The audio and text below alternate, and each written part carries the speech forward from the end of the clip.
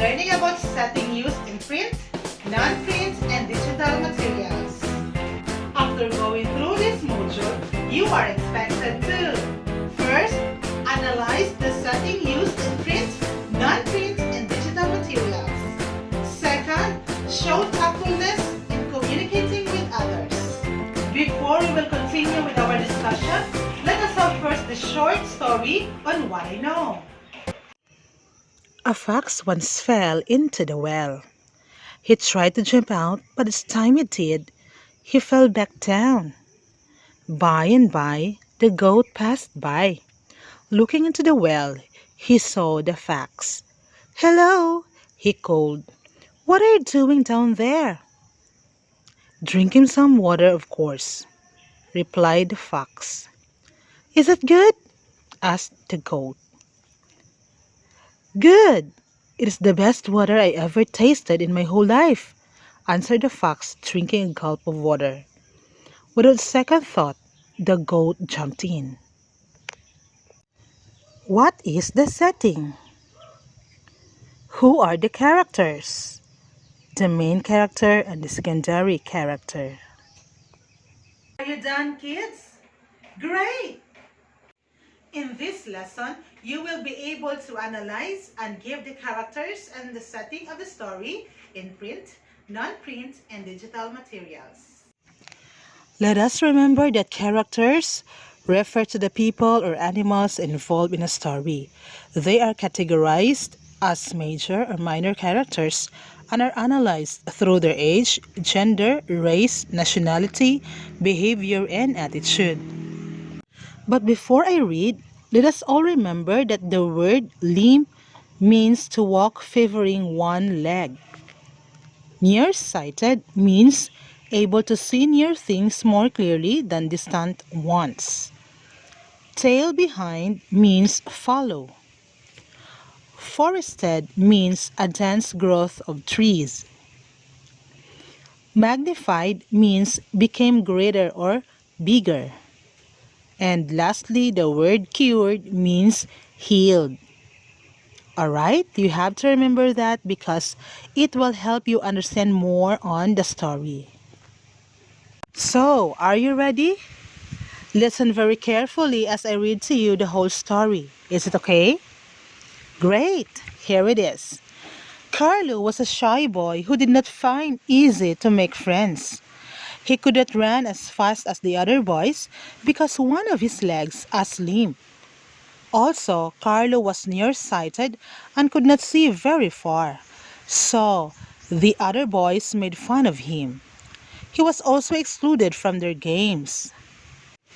One day, the boys decided to swim and fish in the river. Even though they did not want Carlo to tag along, he managed to tail behind. Since he did not know how to swim, Carlo walked along the river's edge until he reached a forested area. There, he rested and fell asleep. He had a long dream. To his purpose, he found himself in a strange, bright place. It was as if light embraced him, and he felt energized by it. Suddenly, the light was gone. Carlo woke up from his dream. He could see everything clearly, as if every detail of his beautiful surroundings were magnified for him own eyes to appreciate. Rising, he discovered himself standing firmly on both feet. He could even walk without a limp. Excited and joyful, Carlo ran towards the other boys, exclaiming, "I am cured! I am cured!" Here's the first question. Who is the main character of the story? A. A fairy named Diwata. B. A boy named Carlo. C. A group of boys. Or D. The trees in the forest. Number 2. Where did the story happen? A. In a place along a river. B. In a crowded city. B. No, that's C. In a sandy beach. Or D. In the woods. Number 3. What is the idea or concept presented in the story? A. The boys need to rest after the heavy exercise. B. Dreams can come true. C. We should not make fun of person with physical defects. And lastly, letter D. Person with disabilities needs appreciation.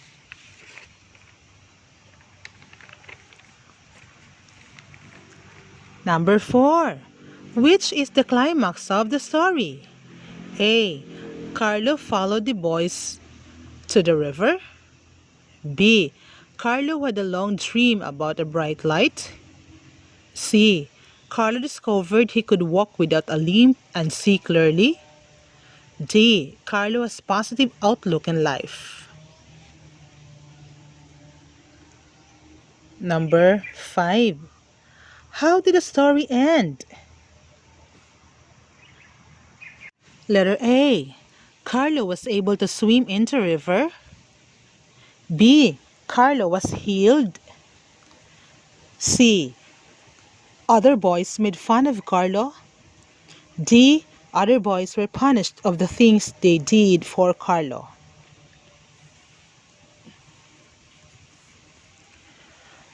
For items 6 to 10, you are going to arrange the events as they happened in the story. Write A, B, C, D, and E. Okay? Number 6 statement. Carlo tailed the other boys to the river. 7. While he slept, he dreamed of being energized by light. Number 8. He ran to the others and shouted the good news. Number 9. Carlo discovered that his limp and nearsightedness were gone. And lastly, he walked along the river's edge and found a resting place. Alright class, are you done answering? Excellent! This time, you listen carefully for the story because you are going to analyze the text for setting. And then after this, you are going to complete the chart with the details from the text of the story. From Song of the Trees. After breakfast, when the sun was striking red across the sky, my brothers and I ambled in the coolness of the forest, leading our 3 cows and 3 cubs down the narrow cow path to the pond. The morning was already muggy, but the trees closed out the heat as their leaves waved restlessly high above our heads. "Good morning, Mr. Trees!" I shouted. They answered me with a soft, soothing sound. "Hear 'em, Stacy! Hear 'em singing?" "Ah, cut that out, Cassie. The trees ain't singing. How many times I gotta tell you that's just a wind?" "Alright, so what's the title of it?" Then you are going to answer the chart. You have to answer the setting, the character's mood and feelings, and then character's actions or reactions. You answer this in your notebook. Good luck!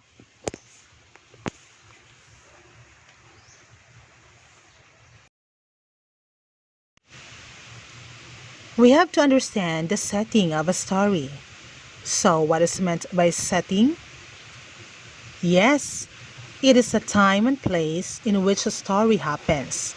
Authors often use descriptions of landscape, scenery, building, seasons, or weather to provide a strong sense of setting. Can you read the example on the screen?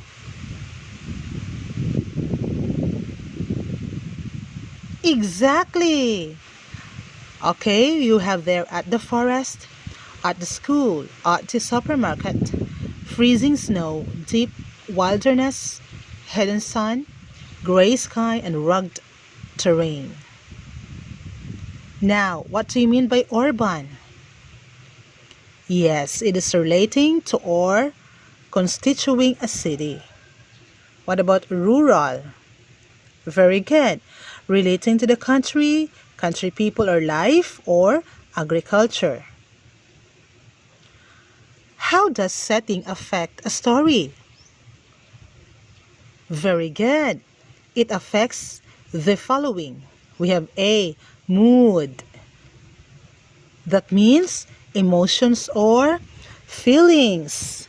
Example of moods. So you have there lonely, scary, and cold.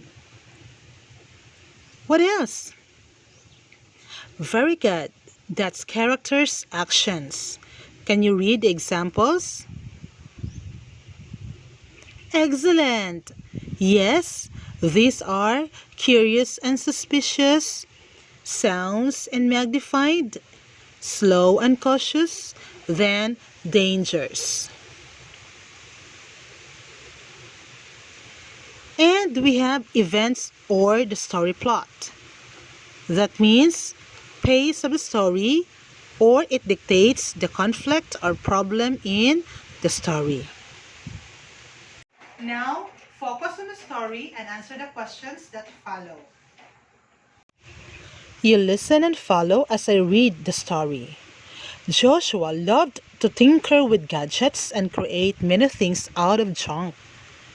For this reason, his father built him a small room at the top of the garage where Joshua could engage in his hobby without messing up the house. Joshua dreamed that one day he would build a robot that would help him create another useful robot. One day, his father made him herd to an old but still usable computer. Imaginative Joshua suddenly realized he was one step near his dream. Restless and excited, he dismantled the computer and examined all its parts.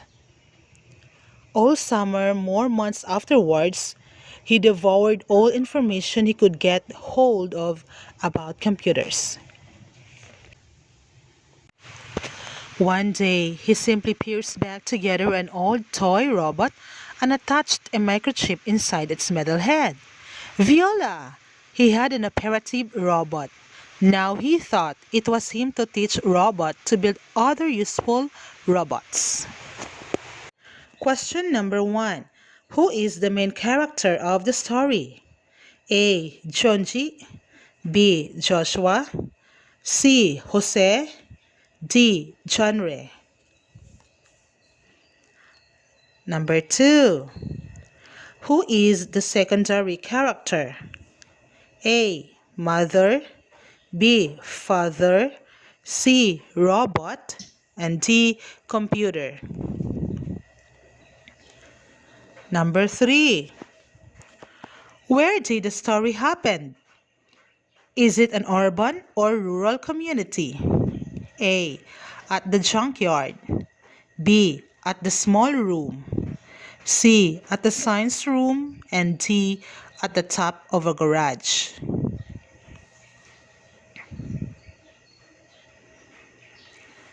Four. When did the story happen? A. During noon break, B. During nighttime, or C. During summer and after, and D. During weekend. Number 5. What character trait does the main character possess? A. Adventurous, B. Imaginative, C. Playful, or D. Boastful.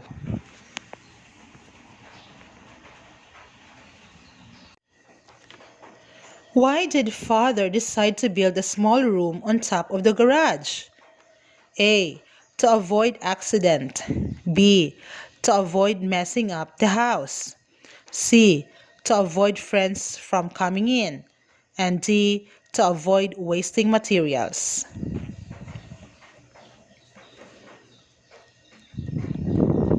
Number 7. How did the character come up with an operative robot? A. By attaching a battery on its head. B. By inserting a microchip on its metal head. C. By removing a piece of metal from a robot's head.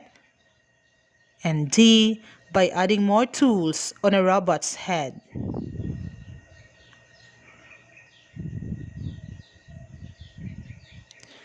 Number 8.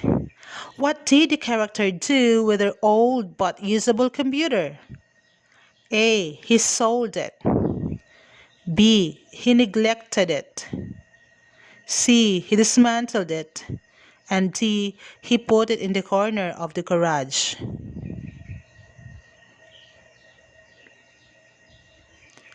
Number 9. What is the climax of the story? A. Joshua's father gave him an old computer. B. Joshua learned everything about computer. C. Joshua created a functioning robot. And D. Joshua planned of buying new robot.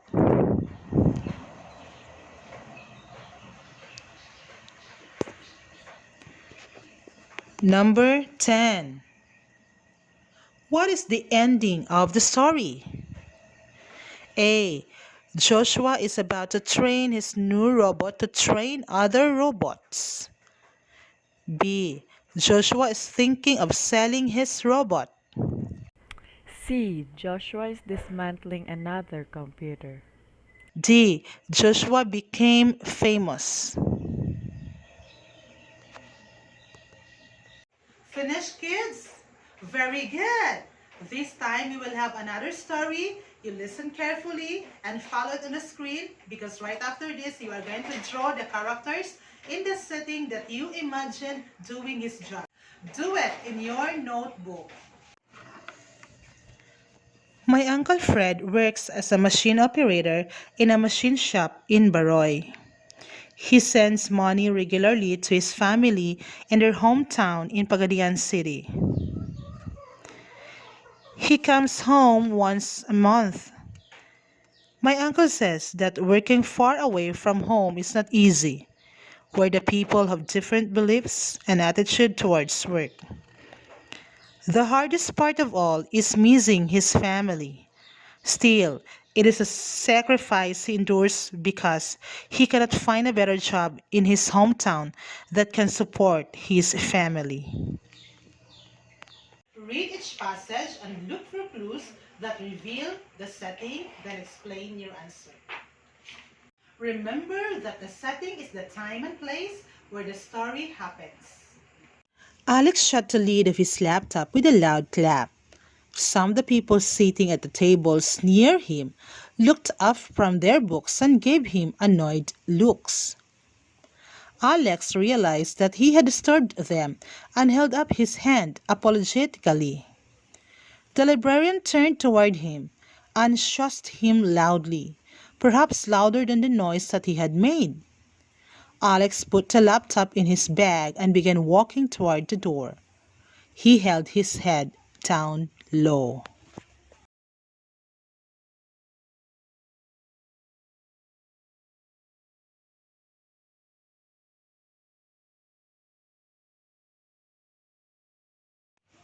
Bessie Holland walked up to the teller and handed her a paper slip. She punched a few figures into the computer and ran the slip through a machine. It printed some numbers on the back of the slip. She handed the slip back to him along with five $20 bill. Then she asked him, "Is there anything else that I can help you with today?" Mr. Holland grabbed the money off to the counter and tipped his hat to the woman. "Not today, thank you."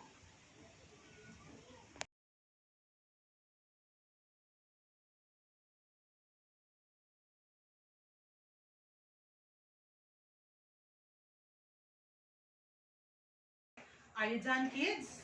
Very good. This time another story will be heard. A lesson in the farm.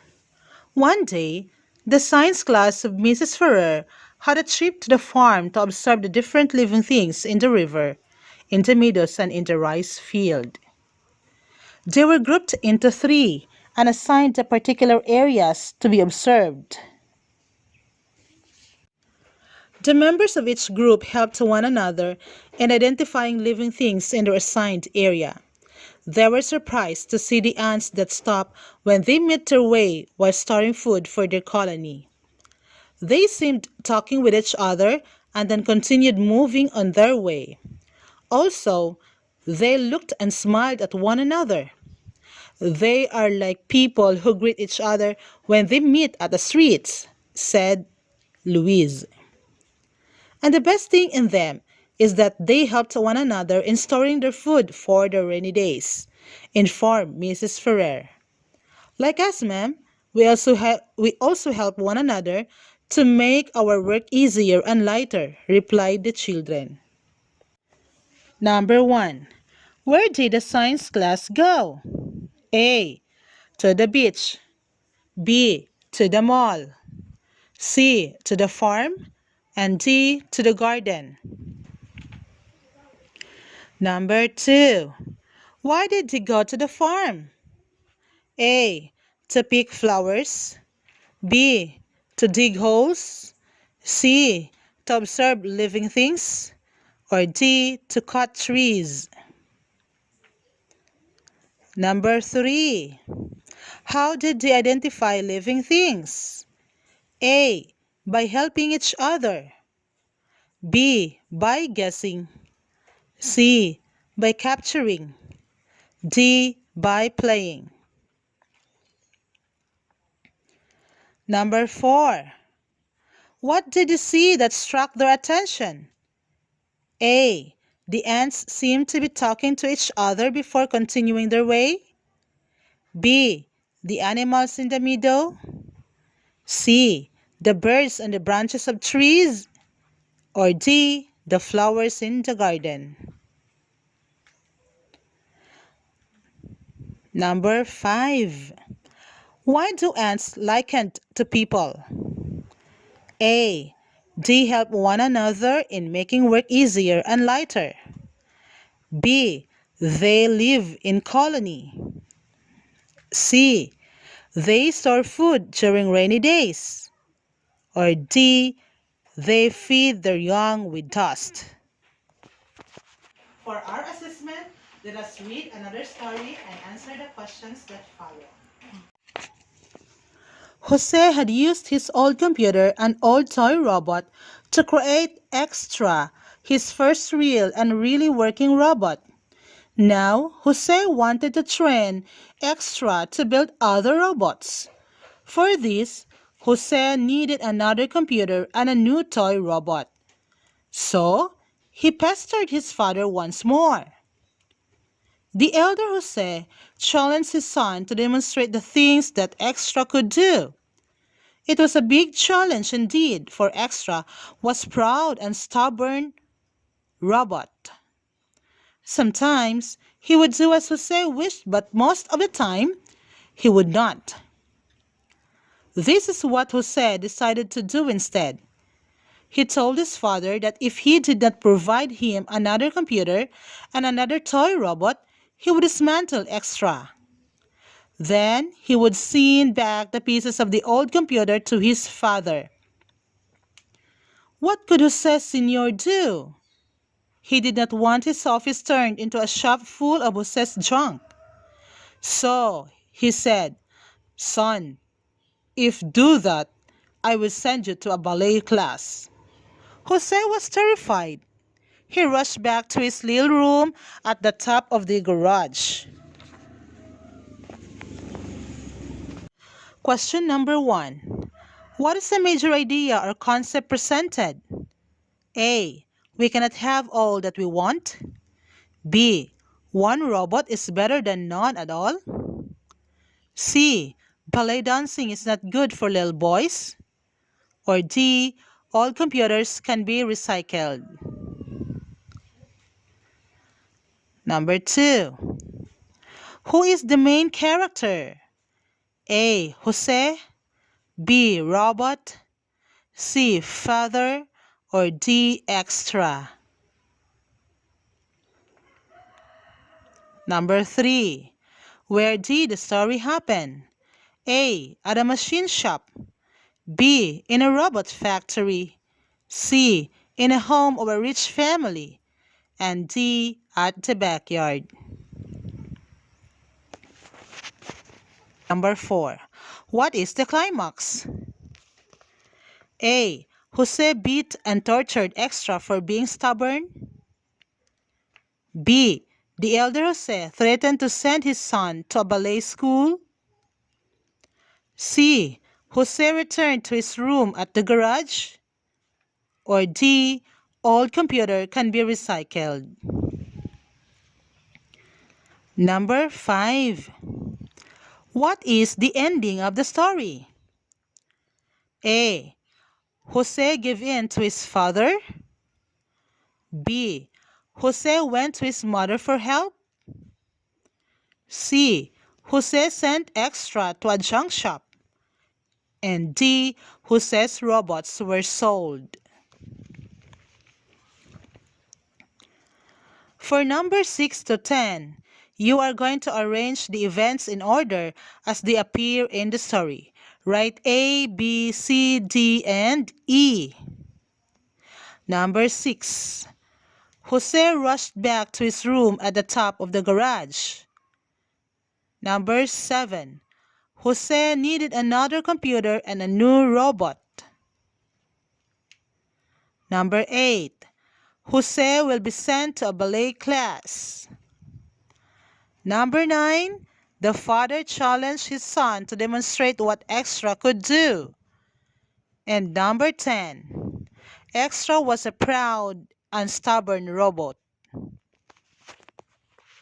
For our additional activity, let us identify the setting, characters, and main idea of the selection. Kuya Toto runs the school canteen. Every morning, he would rise early to buy fresh food and ingredients at the market. Most of the time, he would cook arroz caldo or mami and serve these in little plastic cups. He also prepares various sandwiches wrapped in neat paper napkins. During recess time, hungry children flock to the canteen to taste Kuya Toto's delicious snacks. Resting afterwards, he would peep into his money box and smile with satisfaction at his well-deserved earnings. So what's the setting, main character, main idea of that passage? Thank you for your participation, kids. Bye!